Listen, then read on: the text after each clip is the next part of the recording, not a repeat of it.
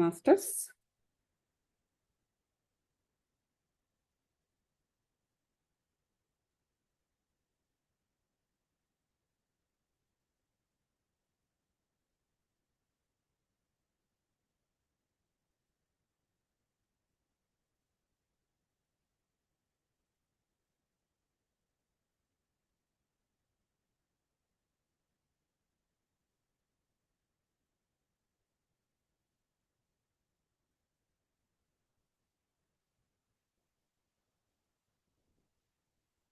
Okay.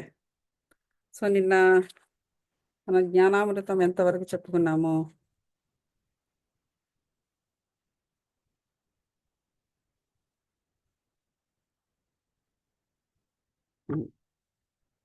మనం ఏం చెప్పుకున్నాము?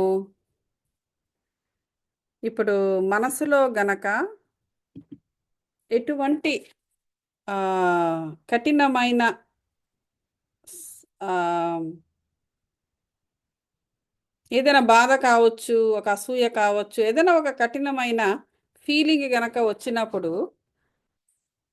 హేమట్ పంతుకు అదే పరిస్థితిలో ఉన్నాడు కదా.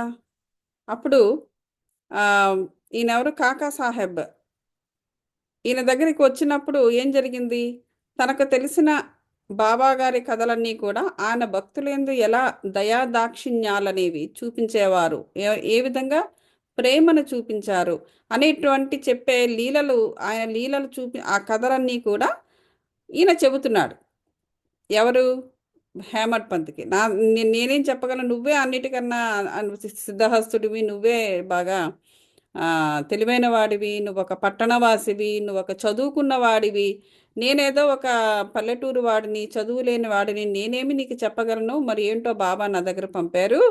సరే, బట్ నాకు తెలిసినది ఇదే, ఇదే నీతో మాట్లాడతాను అని చెప్పేసి చెప్తూ ఉంటాడు. ఎప్పుడైతే బాబా గారి విషయాలు, ఆయన ప్రేమ, ఆయన యొక్క ఆయన యొక్క దయాదాక్షిణ్యాలు, ఈ ఈ వీటికి సంబంధించిన విషయాలన్నీ వింటూ ఉన్నప్పుడు ఆటోమేటిక్గా అతని మనస్సు అలాగ కరిగిపోయింది. ఆ కఠినమైన మనస్సు, ఆ బాధ అంతా కూడా ఎగిరిపోయింది అనమాట.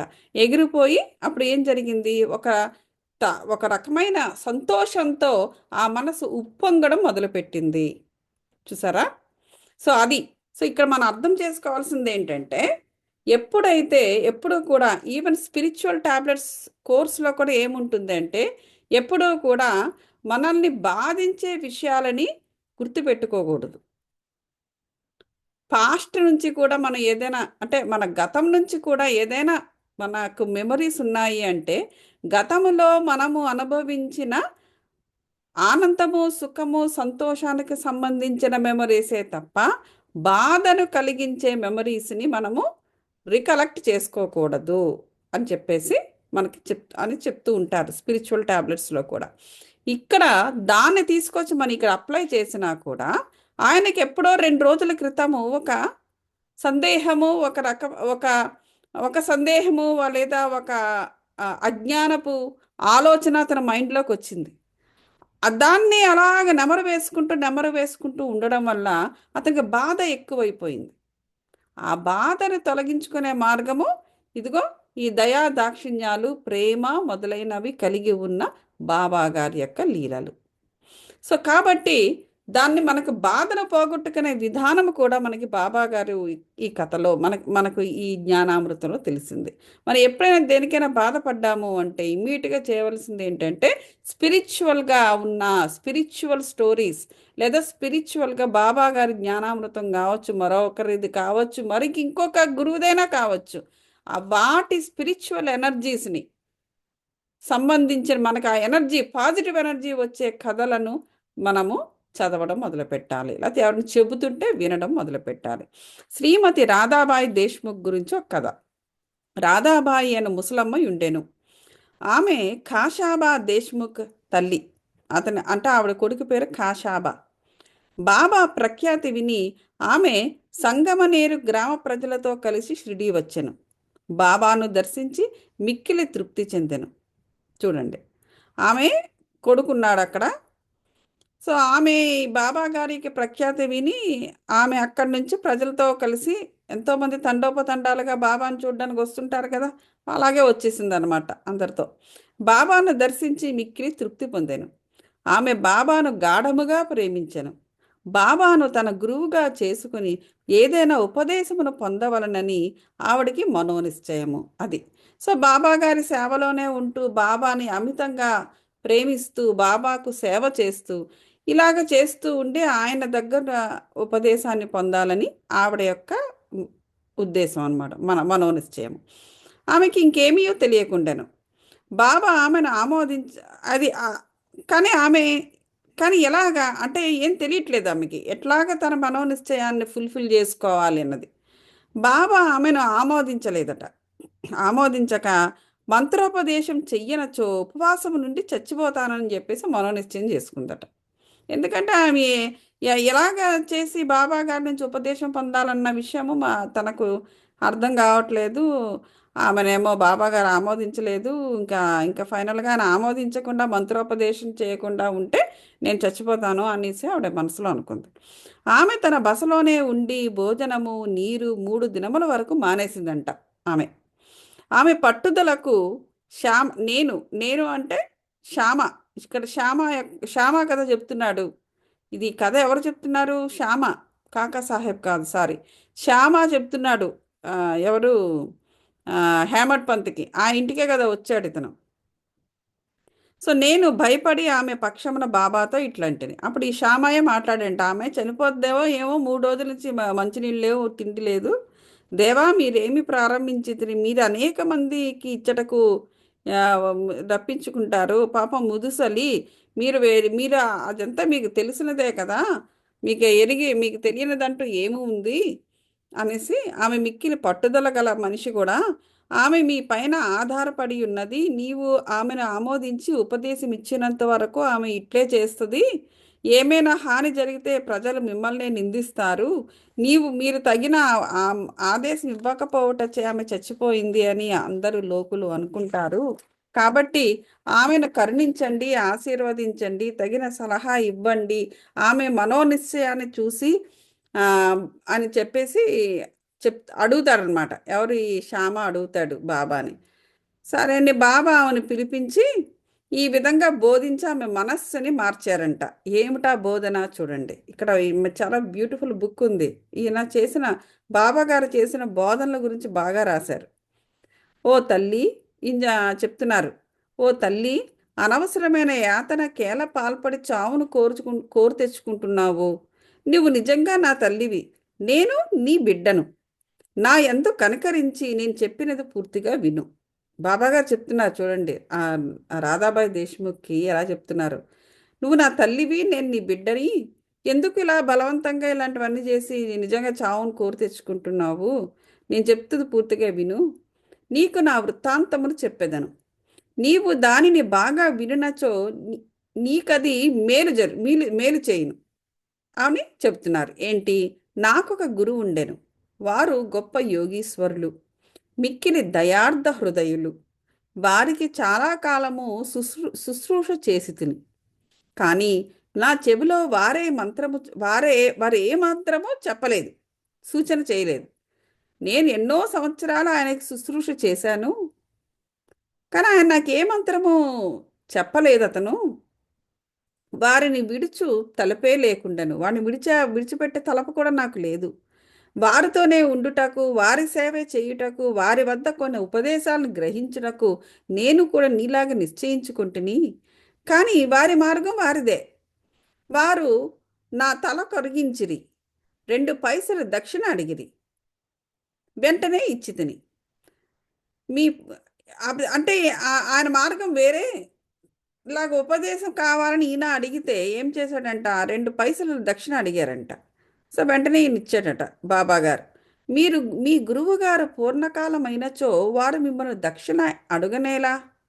వారి నిష్కామల్ని ఎట్లనిపించుకుందురు అని మీరు అడగవచ్చును. అది ఇప్పుడు అంటే ఏంటి? దక్షిణ అడిగారు అంతే, కానీ ఉపదేశం గట్రా ఏమీ చేయలేదు బాబాగారికి. అయితే ఈయన అంటున్నారు బాబాగారు, మీ గురువుగారు పూర్ణకాములు కదా, అలా అయితే ఆయన దక్షిణతో ఏం పని, దక్షిణ ఎందుకు అడిగారని మీరు అనుకోవచ్చు. కానీ దానికి సమాధానం సూటిగా నేను చెప్పగలను. ఏంటంటే, వారు డబ్బుని లక్ష్య పెట్టేవారు కారు, ధనముతో వారు చేయింది ఏమీ లేదు. వారు కోరిన 2 కాసులు అంటే 2 దక్షిణ 2 పైసలు ఇమ్మన్నారు కదా! ఆ 2 పైసలతో ఆయన చేసేదేమీ లేదు. అదే ఆయన ఉపదేశము. ఆయన ఉపదేశం అదే అనేసి చెబుతున్నారన్నమాట బాబాగారు. ఉపదేశం ఎలాగయింది? అది ఇప్పుడు వస్తున్నాం. సో, వారు కోరిన 2 కాసులివ్వు, దక్షిణ 2 పైసలివ్వు అని అడిగారు. అంటే ఆ 2 పైసలు ఏమిటంటే, ఒకటి దృఢమైన విశ్వాసము, రెండవది సహనము. అది. ఈ 2 నీకున్నాయా? అవే ఇవ్వు. అంటే ఏంటి? ఆ 2 నేను ఉపదేశించేది. ఈ 2 నీ దగ్గర డెవలప్ చేసుకో అని చెప్పారన్నమాట. సో, ఒకటి ఏంటి దృఢమైన విశ్వాసము. రెండవది సహనము. దృఢమైన విశ్వాసం నీకు ఎప్పుడు కలుగుతుంది? శ్రద్ధ. నువ్వు దేనిపైన శ్రద్ధ పెడితే ఆటోమేటిక్గా దృఢమైన విశ్వాసము, దృఢమైన కాన్ఫిడెన్స్ అనేది పెరుగుతుంది. అందుకే బాబా గారు ఎప్పుడూ కూడా శ్రద్ధ, సబూరి అని అటొకటి ఇటొకటి రాస్తూ ఉంటారు విగ్రహాల దగ్గర. సో, ఆయన గురువు కూడా ఆయనకిచ్చిన ఉపదేశం అదే. శ్రద్ధ, సబూరి, దృఢమైన విశ్వాసము, సహనము. సో, అదే అంతే ఆయన చెప్పింది. ఇంకేమీ చెప్పలేదు నాకు. సో, నేను ఈ 2 కాసులను లేదా వస్తువులను వారికి అర్పించితిని. అది. సో, ఆయన కోరుకున్నట్లే, ఆయన అడిగినట్లే నేను ఆ 2 కాసుల్ని కూడా వారికి అర్పించాను. ఆ విశ్వాసాన్ని, ఆ సహనాన్ని. అదే ఆయన నాకిచ్చిన ఉపదేశం అని చెప్పేసి చెప్పారనమాట. సో, నా గురువును 12 సంవత్సరాలు ఆశ్రయించితిని. వారు నన్ను పెంచిరి. భోజనమునకు గాని, వస్త్రమునకు గాని నాకు ఏ లోటు లేకుండెను. వారు పరిపూర్ణులు. వారిది ప్రేమావతారమని చెప్పవచ్చును. నేను దాన్ని ఎట్లు వర్ణించగలను? వారు నన్ను మిమ్మల్ని మిక్కిలి ప్రేమించెడివారు. ఆ విధమైన గురువే ఉండరు. నేను వారిని చూచినప్పుడు వారు గొప్ప ధ్యానంలో ఉన్నట్లు కనిపించుచుండిరి. మేమిద్దరం ఆనందంలో మునిగిడివారము. రాత్రింబవళ్ళు నిద్రాహారం లేక నేను వారి వైపు దృష్టిని నిగిడ్చితిని. వారిని చూడనచో నాకు శాంతి లేకుండెను. వారి ధ్యానము, వారి సేవ తప్ప నాకు ఇంకొకటి లేకుండెను. వారే నా ఆశ్రయము. నా మనస్సు ఎల్లప్పుడూ వారి యందే నాటుకుని ఉండేడిది. ఇదియే 1 పైసా దక్షిణ. అదేంటి? సబూరి అనున్నది 2వ పైసా. అది. సో, గురువు యందు అంత దృఢ నిశ్చయముతో, సహనముతో నువ్వు మనసును నిలపడమే గురువు నీకిచ్చే ఉపదేశము. అది. నేను మిక్కిలి ఓరిమితో చాలా కాలము కనిపెట్టుకుని వారి సేవ చేసి తిని. నేను మిక్కిలి ఓర్మితో చాలా కాలము కనిపెట్టుకుని వారి సేవ చేసి తిని. ఈ ప్రపంచమనే సాగరమును ఓపిక అను ఓడ నిన్ను సురక్షితంగా దాటించును. అది. ఈ 2 కనుక ఉన్నట్లయితే ఈ ప్రపంచమనే సాగరాన్ని, ఈ ప్రపంచం అనేది ఒక ఓషన్. ఎంత సముద్రం అంటే, సముద్రం ఎలా ఉంటుంది చెప్పండి? బయట అందంగా కనబడే అలలు కాదు సముద్రం అంటే కేవలము. అలల్లోకి కాళ్ళు పెట్టి, వేళ్ళు పెట్టి, గెంతి మనం ఆడుకుంటూ ఉంటాము. అదేనా సముద్రం అంటే? ఒకసారి సముద్రం మధ్యలోకి వెళ్ళి చూడండి, ఎంత వాటర్ ఉంటుంది. అది ఏదైనా సాధ్యమా? అంత వాటరు ఆ లోపల ఎంత లోతుంటుంది. ఎంత లోతుంటుంది అంటే నీ కంటికి కనబడదు ఆ లోతు. అంత అంధకారపు లోతు ఉంటుంది. సముద్రపు లోతు అంటే ఒక అంధకార బంధురమైన లోతు. ప్రపంచము కూడా అలాంటిదే. నీకు అర్థం కాదు. మనుషులు అర్థం గారు. సో, ఈ ప్రపంచమనే సాగరమును ఓపిక అను ఓడతో నిన్ను ఓడ ఓడ ఓపికన ఓడ వేసుకోవాలట. ఈ ప్రపంచం అనే సాగరాన్ని దాటాలి అంటే అది నిన్ను సురక్షితంగా దాటించును. ఎప్పుడు? గురువు యందు దృఢ నిశ్చయము కలిగి ఉన్నప్పుడు ఆయన యందే కంప్లీట్గా మనస్సును నాటుకొని, ఒక మొక్కని, ఒక విత్తనాన్ని మనం ఎలా నాటుతామో అలాగ ఒక మొక్కని నాటినట్టుగా నువ్వు ఎప్పుడైతే గురువు యందు నీ మనస్సును నాటుతావో, అప్పుడు నువ్వు మనసును ఎప్పుడైతే నాటుతావో అప్పుడు ఏం జరుగుతుంది? నువ్వు ఈ ప్రపంచం అనే సాగరాన్ని ఓపిక అనే ఓడ వేసుకుని ఈజీగా నువ్వు సురక్షితంగా దాటగలవు. నువ్వు ఆ గురువు ఎంత దృఢ నిశ్చయముతోనే నువ్వు లేనప్పుడు ఈ ప్రపంచ సాగరాన్ని కాదు కదా, దాని గడప కూడా నువ్వు తొక్కలేవు, తొక్కినా ఎక్కలేవు, ఎక్కినా దాటలేవు అని చెప్పేసి చెప్తున్నారనమాట. అది సబూరి అనున్నది పురుష లక్షణము. సబూరి అంటే ఏంటి? సహనము. సహనము అనేది పురుష లక్షణము. పురుషులకి కొంత సహనం ఎక్కువే ఉంటుంది, అదైతే కరెక్టే. అది పాపములన్నింటినీ తొలగించి భయమును పారదోలును. సహనము. అందుకే చూడండి, మగవాడికి కొంచెం సహనం ఎక్కువ. వాడు మొత్తం కుటుంబానంతే లాగుతాడు.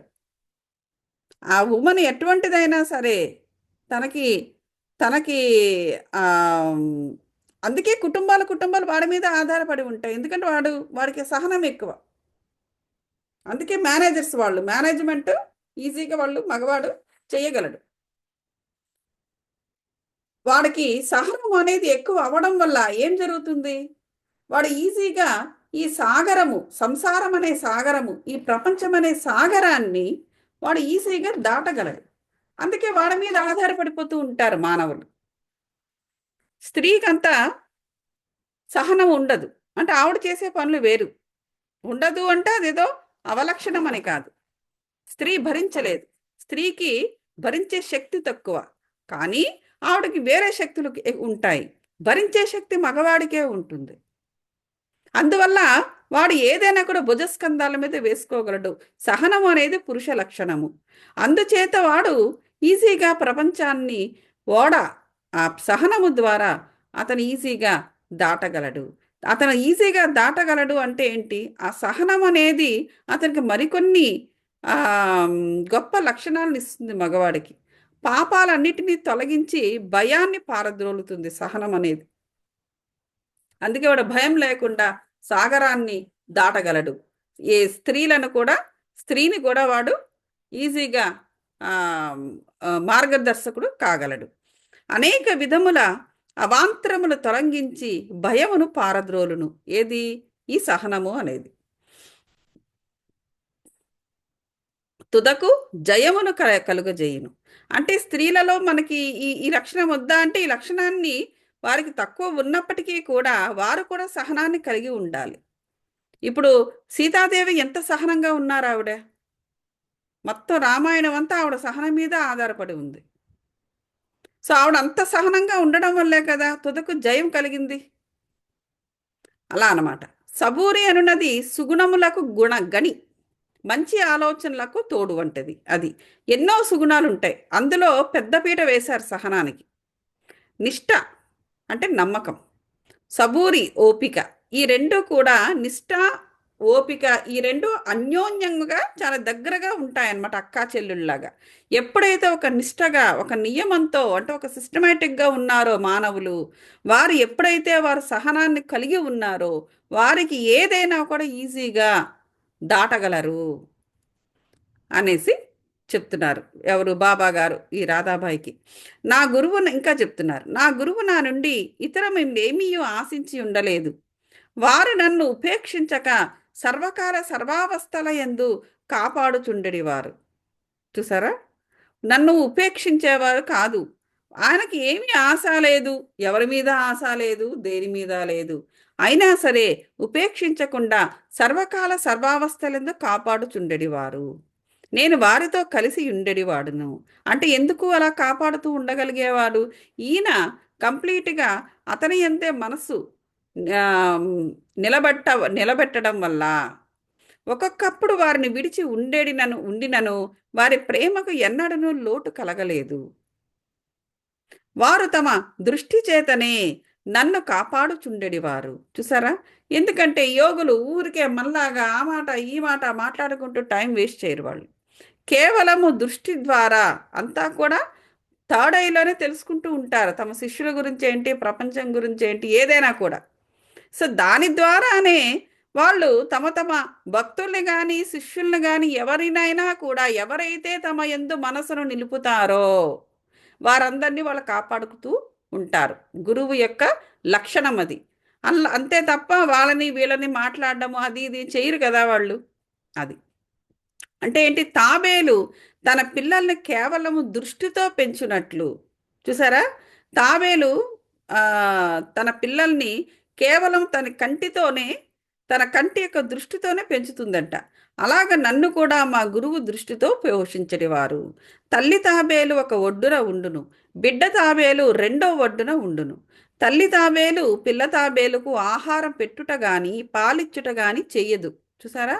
అది ఆ పిల్లలు కలిగిన తర్వాత తల్లి తాబేలట వాటికి సేవ చేయదంట. ఈ పాలు ఇవ్వడం, ఆహారం పెట్టడం ఇవన్నీను. తల్లి పిల్లలపైన దృష్టిని దృష్టి పోనిస్తుందంట. సో ఆ దృష్టిని, తల్లి యొక్క దృష్టిని, ఆ దృష్టి నుంచే ఆ పిల్లలు కావలసిన న్యూట్రిషన్స్ అన్నీ కూడా ఆ దృష్టి ద్వారా, ఆ కాన్షియస్ నుంచే, తల్లి యొక్క కాన్షియస్ నుంచే వాళ్ళు పొంది ఆ పిల్ల తాబేళ్ళు అన్నీ కూడాను పెరిగి పెద్దదవుతాయట. అట్లానే మా గురువు గారు తమ దృష్టిని నా యందు నిలిపి నన్ను ప్రేమతో కాపాడిరి. ఓ తల్లి, నా గురువు నాకు మంత్రమేమీ ఉపదేశించలేదు. నేను నీ చెవిలో మంత్రం ఎట్లు ఊదగలను? నాకే మా గురువు గారు ఎటువంటి మంత్రం ఇవ్వనప్పుడు నేనేమి నీకు చెప్పగలను అని అడిగారు. గురువుగారి ప్రేమమయమైన తాబేలు చూపే మనకు సంతోషమునిచ్చునని జ్ఞాపకం ఉంచుకునుము. అంటే ఇక్కడ ఏం చెప్తున్నారు? నువ్వు నన్ను గురువుగా స్వీకరించినట్లయితే నా యందు నువ్వు మనసు నిలుపు. ఇలాగా మొండిగా నాకు ఏదో ఒక మంత్రం ఇస్తావా లేదా అనేటువంటిది కాకుండా, నువ్వు గురువు యందు, నేను ఎలాగైతే నా గురువు యందు మనసును నిలిపానో నువ్వు కూడా నా యందు మనసును నిలుపు. దృఢ నిశ్చయాన్ని కలిగి ఉండు. సహనాన్ని ప్రాక్టీస్ చేయి.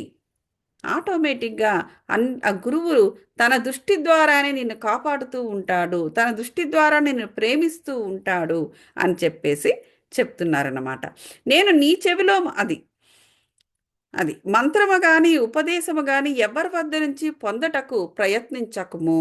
మళ్ళీ ఇంకొక సలహా కూడా ఏమిచ్చారంటే, వాళ్ళ దగ్గర నుంచి వీళ్ళ దగ్గర నుంచి మంత్రాలు ఉపదేశాలు ఇవన్నీ తీసుకోవడానికి ప్రయత్నించకు. నీ ఆలోచనలు నీ చేష్టలు నీ కొరకే వినియోగించుము. చూసారా? నీ ఆలోచనలని నీ చేష్టల్ని, సారీ, నా కొరకే వినియోగించుము. సారీ, నీ కొరకు కాదు, నా కొరకే వినియోగించుము అంటే ఏంటి? నా యందు నువ్వు దృష్టి నిలుపు చాలు అంటున్నారు.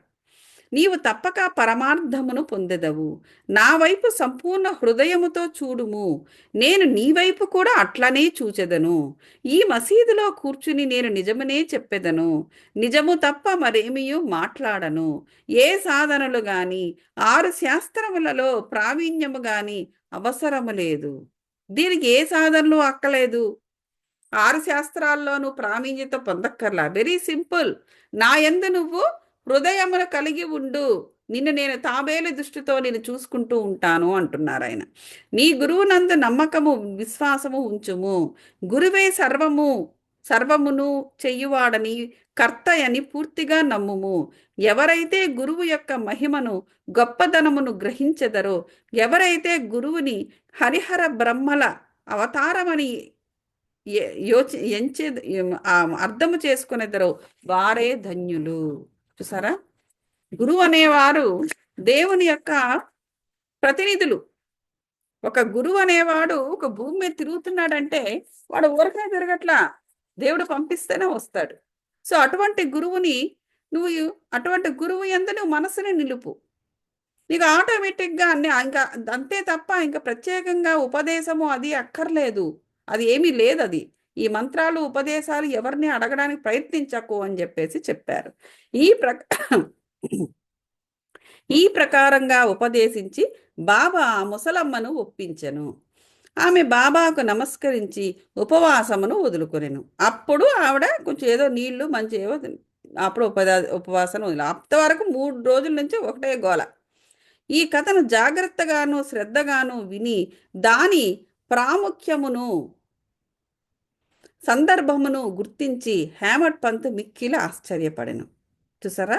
ఈ ఆశ్చర్యకరమైన బాబా లీలను చూచి అతని ఆపాదమస్తకము పులకించెను. సంతోషముతో ఉప్పొంగెను. గొంతుక ఆరిపోయెను.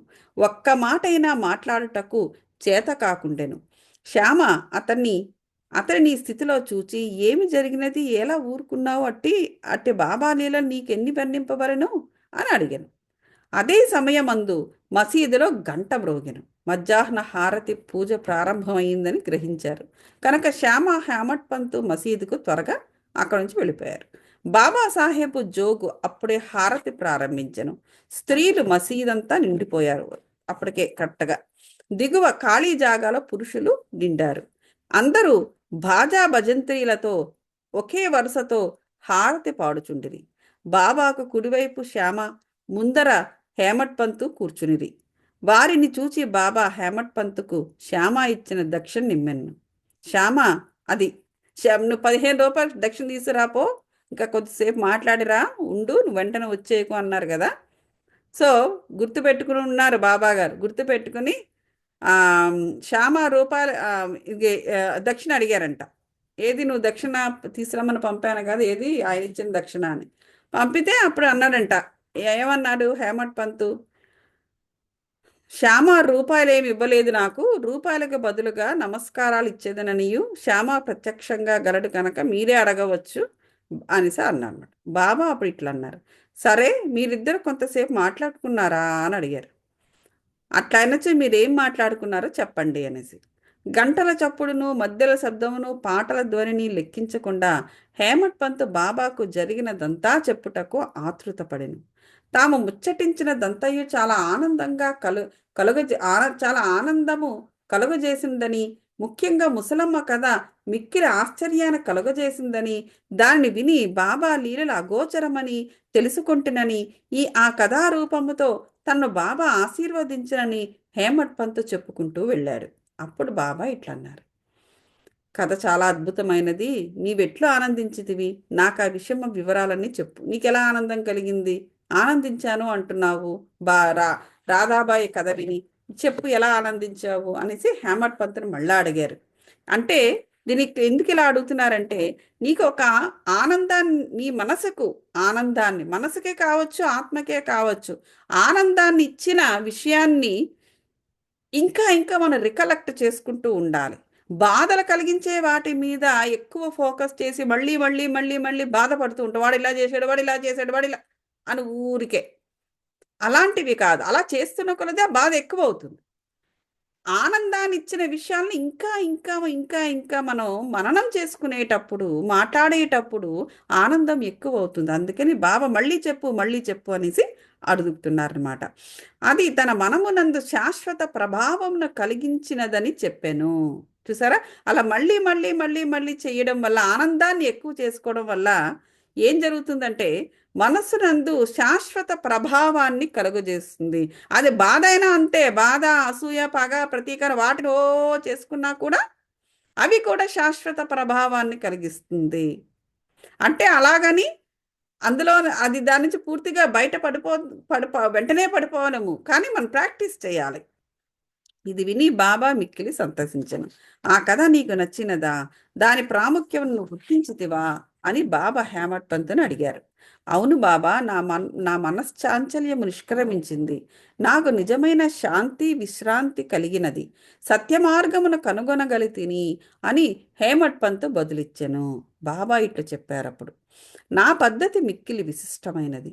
ఒక్క కథను జ్ఞప్తి అందించుకునుము, అది మిక్కిలి ఉపయోగపడును. ఆత్మసాక్షాత్కారమునకు ధ్యానము అవసరము. చూసారా, మన ఆత్మ సాక్షాత్కారమునకు, మన ఆత్మ చూసారా, ఇక్కడ మెడిటేషన్ గురించి మాట్లాడారు. ఆత్మ సాక్షాత్కారం కలగాలి, నీకు ఆత్మ జ్ఞానము కలగాలి అంటే ధ్యానము అవసరము, క్లియర్గా చెప్పారు.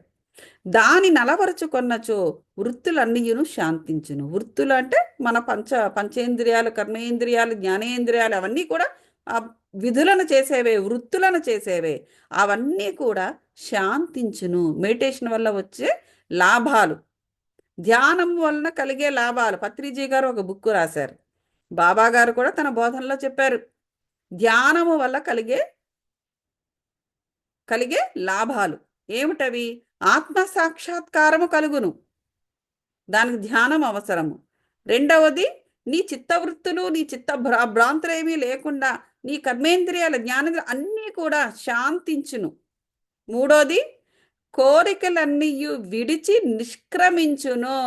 నువ్వు ఏ కోరికలతో ఇబ్బంది పడుతున్నావో, బాధింపబడుతున్నావో, కోరిక కోరిక కోరిక కోరిక అవన్నీ కూడా నిన్ను విడిచి, వాంఛలు అవన్నీ నిన్ను విడిచి నిష్క్రమించును.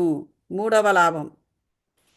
సదా నా నిరాకార స్వభావమును ధ్యానించిన అదియే జ్ఞానస్వరూపము చైతన్యము ఆనందము. సదా నువ్వు నిరాకార స్వభావము. బాగా గుర్తుపట్టుకోండి. ఏమన్నారు బాబా గారు? నిరాకార అంటే ఆకారమే లేదు.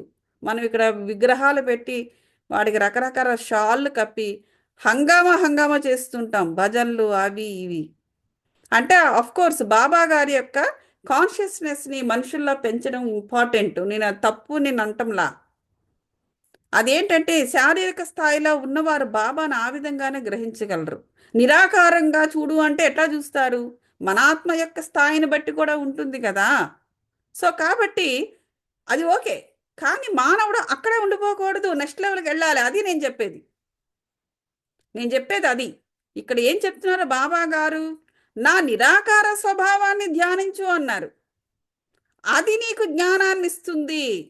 నువ్వు విగ్రహారాధన అనేది మన వాళ్ళు పెట్టారు, పెద్దవాళ్ళు, మంచిదే అది. ఎందుకంటే నీకు ఒక చైతన్యాన్ని కల్పిస్తున్నారు.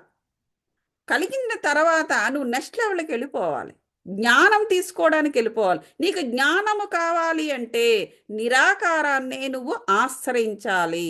ఆకారాన్ని ఆశ్రయిస్తే నీకు జ్ఞానము రాదు, చైతన్యంగా ఉంటావు నువ్వు. లేదా ఏదో ఒక ప్రాసెస్ ఉంటుంది, ఆ ప్రాసెస్కి అలవాటు పడిపోతావు. ఎప్పుడైతే ఏదైనా ఒక ప్రాసెస్కి నువ్వు బైండ్ అయిపోయావో నువ్వు ఇక నెక్స్ట్ లెవెల్కి వెళ్ళావు. అది ఒక ప్రాబ్లం ఉంది. సో కాబట్టి నా నిరాకార స్వభావాన్ని ధ్యానించిన అది ఏ జ్ఞాన స్వరూపము చైతన్యము ఆనందము. ఇదంతా దేనికి వస్తుంది? నీ ఆత్మకు వస్తుంది. 4. ఓకే. నెక్స్ట్ ఇంకేం చెప్పారు? సమస్త జీవరాశి యందు గల భగవంతుని ధ్యానిస్తావు. అంటే ఏంటి? ఇక్కడ ఏం చెప్తున్నారు బాబా గారు? ఏకాత్మ. ఓకే.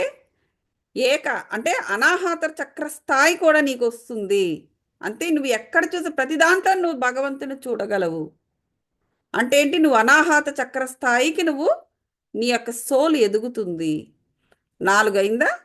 ఇంకా నెక్స్ట్ ఇంకేం చెప్పారు? అది అది. సో 4 మనస్సు. ఆ ఎప్పుడైతే మనస్సు ఈ విధంగా ఏకాగ్రమైనదో లక్ష్యము నెరవేరును. 5 లక్ష్యం ఏంటి? Soul plan. అంతే కదా. మనం ఒక ప్లాన్ మీద వచ్చాం ఇక్కడ. ఆ సోల్ ప్లాన్ నీకు నెరవేరాలంటే ఈ 5 ఉండాలి. అది నీకు ధ్యానము వల్ల జరుగుతుంది అనేసి బాబా గారు ఈయనకు చెప్పాడు. మీరు అది చెయ్యలేనచ్చో, ఒకవేళ చెయ్యలేకపోతే ఒక సొల్యూషన్ ఏదో ఉందట. ఏమిటో చూద్దాం. మీరు రాత్రింబవళ్ళు చూచుచున్న నా ఆకారాన్ని ధ్యానించు. అది కూడా చెప్పారు.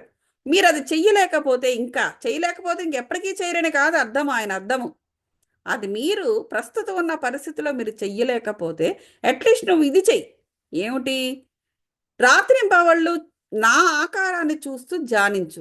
కొన్నాళ్ళకి నువ్వు దాని నుంచి ఆకారంలోంచి బయటపడి నిరాకారంలోకి వస్తావు అనేసి చెబుతున్నారు. మీరిట్లు కొన్నాళ్ళు చేయగా మీ వృత్తుల కేంద్రీకృతం అగును. అంటే మీ జ్ఞానేంద్రియాలు, పంచేంద్రియాలు లేదా 7 శరీరాలు కూడా ఎలైన్ అవుతాయి. బాబా గారిని ధ్యానిస్తుంటే ఎలైన్ అవుతాయి. ధ్యానము ధ్యేయము అను 3ంటికి గల భేదము పోయి ధ్యానించువాడు చైతన్యముతో ఐక్యమై బ్రహ్మముతో నభిన్నమగును. చూసారా? ఇక ఏం చెప్తున్నారంటే ధ్యానము ధ్యేయము. ఇప్పుడు ఈ 5 మనం చెప్పుకున్నవన్నీ కూడా ధ్యానం ద్వారా మనకి లభిస్తాయి. వీటి మధ్య ఇంకా ఎప్పుడైతే నువ్వు నిరాకారంలోకి వచ్చేసావో ఇక నీకు ఈ ఈ భేదం అనేది ఉండదు. ఇంకా భేదం అనేదే ఉండకుండా ధ్యానించువాడు చైతన్యంతో ఐక్యం అయిపోతాడు. ఆ ధ్యానంలో ఉన్నవాడు తన కాన్షియస్నెస్తోనే ఐక్యమైపోతాడు. వాడు బ్రహ్మంతో నభిన్నమగుతాడు. అంటే వాడే ఇక దేవుడు అయిపోతాడు. బ్రహ్మ ఒకటి తాను ఒకటి అనేది ఉండదు ఇంకా. అంటే ఏంటి?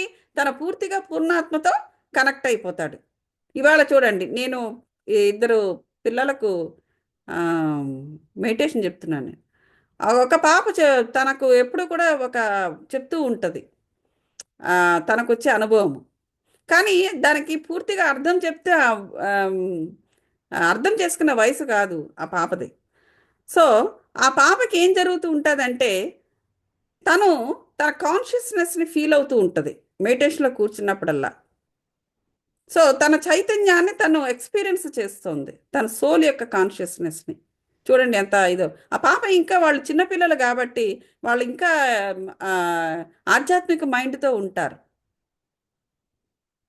అందులో ఒక పాప. సో ఇది అదే ఆ పిల్లలు అది జాగ్రత్తగా చేసుకుంటూ పోవాలి. వాళ్ళు ఇంకా అటు ఇటు అటు ఇటు ఇదంతా వదిలేసి ఇది చేస్తున్నారు అనుకోండి, ఇంకా ప్రపంచంలో పడిపోతారు. ఇప్పుడంటే ఇంకా ఇదిగా ఉన్నారు కానీ మరి దట్ ఈస్ ద ప్రాబ్లం. అందుకే మోటివేషన్, అందుకే మన ఫుల్ మూన్ మెడిటేషన్లో నేను మాట్లాడాను. ఆ బుక్లో కూడా, బుక్లో చదివే మీకు చెప్పాను నేను.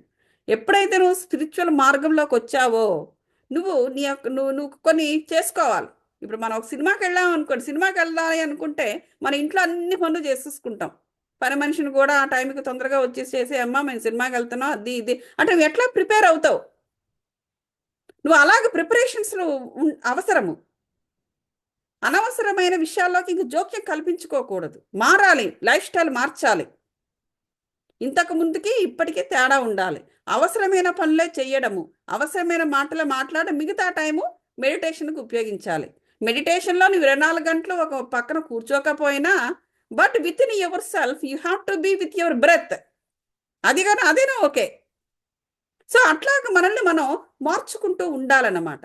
అంతేకాని ఒక ఒక గంట మెడిటేషన్ చేయడము, ఒక ఎనర్జీస్ పడ్డాయి అనుకోవడము, ఆ ఎనర్జీస్ని బలం వచ్చేస్తుంది ఆ ఎనర్జీస్ తోటి, ఇంకా అగడం బగడం పనులు చేయడం, దాన్ని ఆ విధంగా వృధా చేయడం. అయ్యో మాకేం జరగలేదండి, మాకేమీ లాభం రాలేదండి. That is not the way. So అయితే ఈ చైతన్యముతో ఐక్యం అవుతూ అవుతూ అది ఆ కాన్షియస్నెస్ ఆ పాప చూస్తోంది, ఎక్స్పీరియన్స్ చేస్తోంది, ఆమెతో కలిసే ఉంది. తనకి బ్రహ్మము అంటే దేవునితో, గాడ్ తన కనెక్ట్ ఈజీగా అవ్వగలదు. కానీ ప్రపంచంలో పడిపోయింది అనుకోండి మిగతా వాళ్ళలాగా, ఇంకా అప్పుడు మళ్ళీ కొన్నాళ్ళు పట్టేస్తుంది తనకి. తల్లి తాబేలు నదికి ఒక ఒడ్డున ఉండును, దాని పిల్ల ఇంకొక ఒడ్డున ఉండును, వానికి పాలిచ్చుట గాని పొదుగుట గాని రెండూ రాదు.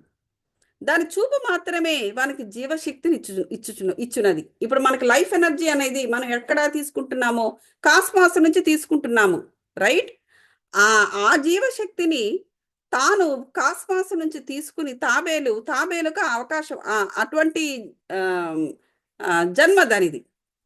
తాను తీసుకుని తన పిల్లలకి ఇస్తుంది. అంటే ఏంటి? తన పిల్లలు ఆ తల్లి యొక్క ఎనర్జీస్ మీద ఆధారపడి ఉన్నాయన్నమాట. మరి ఎన్నాళ్ళు అలా ఉంటే నాకు తెలియదు కానీ, బట్ ఆధారపడి ఉన్నాయి. జీవశక్తి, ఆ పిల్లలు జీవశక్తి అనేది తల్లి ద్వారా పొందుతున్నారు. ఇలా అన్ని జంతువులకి జరగదు, కానీ ఈ జంతువుకి అలా జరుగుతుంది. అదనమాట. సో దాని పిల్లలు ఇంకొక అది. సో కాబట్టి తల్లి తాబేలు చూపు చిన్నవానికి అమృతధార వలె పనిచేయను. అది ఒక అమృతధార వలె ఆ విధంగానే పెరుగుతారనమాట ఆ తాబేలు పిల్లలు. అదే వాని బ్రతుకునకు సంతోషమునకు ఆధారము. గురువునకు శిష్యునకు గల సంబంధం కూడా అటువంటిదే. బాబా ఈ మాటలు పూర్తి చేసేసరికి హారతి పూర్తయిందనమాట. అందరూ శ్రీ సచ్చిదానంద సద్గురు సాయినాథ్ మహారాజ్కి జై అని కేక పెట్టిరి. ఓ ప్రియమైన చదువరులారా, ఈ సమయమునందు మనము కూడా మసీదులోని గుంపులో కలిసి ఉన్నట్లు భావించి మనము కూడా జయ జయ ధ్వానాలతో పాల్గొందుము.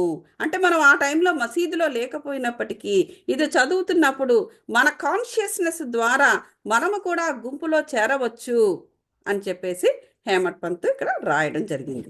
హారతి పూర్తిగానే ప్రసాదము పంచిపెట్టిరి. బాబాకు నమస్కరించి బాబాసాహెబ్ జోగ్ బాబా చేతిలో కలకండ ముక్కను పెట్టాను. ఓకే, ఇది కొంచెం ఎక్కువ ఉంది, మన ఇక్కడ ఆపుదాం మాస్టర్స్, మెడిటేషన్ చేద్దాం. సుఖాసీనుల కండి మాస్టర్స్, అట్లానే ఆలోచన రహిత స్థితిలో